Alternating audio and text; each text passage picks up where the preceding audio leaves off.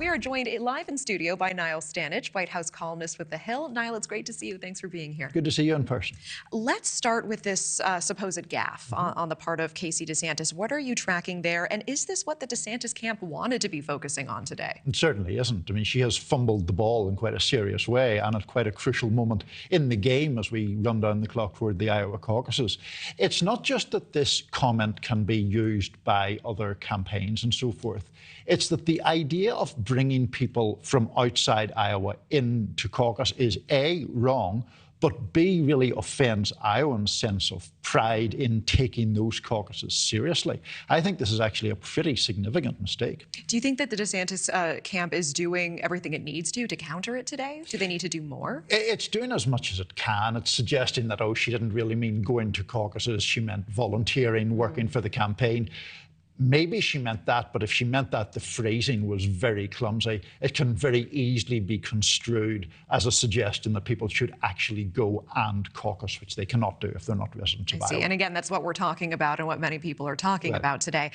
Let's talk about this new poll tonight quickly. It shows that President Biden is trailing Donald Trump in a hypothetical matchup 2024 ballot between the two. 14% of respondents, though, say they are currently undecided. How can Biden tap into these numbers and convince those undecided voters to get on his side?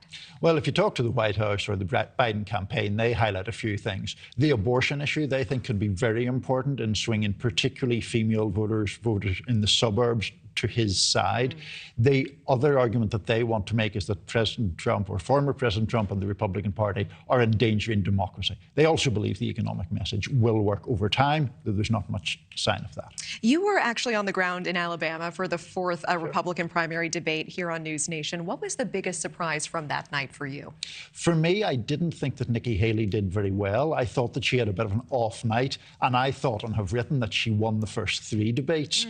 To me, she was quite passive. She let other candidates, particularly Governor DeSantis, really seize the initiative in that debate. I just didn't think it was a good night for her. Interesting. And meanwhile, do you think this was actually a great showing for DeSantis? It was. It was his best debate by far. He was much more assertive. He was the central figure in this debate in a way that he simply hadn't been in any of the previous encounters. You know, and arguably the most boisterous candidate on that stage, Vivek Ramaswamy. But there were some topics that had him tone it down a little bit. Let's watch this together. We don't have a health care system in this country. We have a sick care system. We need to start having diverse insurance options in a competitive marketplace that cover actual health, preventative medicine, diet, exercise, lifestyle, and otherwise. And here's how we deliver that. I mean, among undecided voters, were some of these more salient, thought-out points drowned out by some of these other conspiracy theory moments that he espoused at other points during the night? Oh, sure, absolutely. I mean, if he stayed on something like healthcare, he might have a better chance here. But that's not what people remember from Vivek Ramaswamy's debate performances generally. What they remember are either the conspiracy theories like January the 6th being an inside job, which is just wrong, or the tendency to engage in personal invective, particularly against Nikki Haley. Let's talk about Chris Christie. Also sees the moment in front of the cameras, having that verbal back and forth with his rivals, including Ramaswamy, of course. Let's listen to that. We confront you on the debate stage, you say you didn't say it, and then you back away. And I want to say what? Exactly no, what I said, Chris. I'm not done yet. Well, this now is... look. This is nonsense. This man is spewing. This man is spewing nonsense. Let me tell you something. This is the fourth debate that you would be voted in the first 20 minutes as the most obnoxious blowhard in America. So shut up for a little while.